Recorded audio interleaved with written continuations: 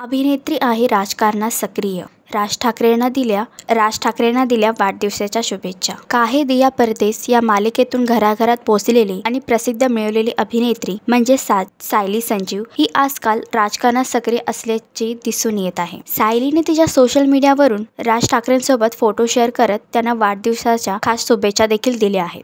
अभिनेत्रीने 18 वर्ष पूर्ण होण्याआधीच एका राजकीय पक्षात प्रवेश केला होता. सध्या सायली महाराष्ट्र नवनिर्माण सेनेच्या चित्रपट सेनेच्या उपाध्यक्षपदी आहे. सायलीने अमित ठाकरे यांना विधानसभा निवडणुकीत पाठिंबाही दिला होता.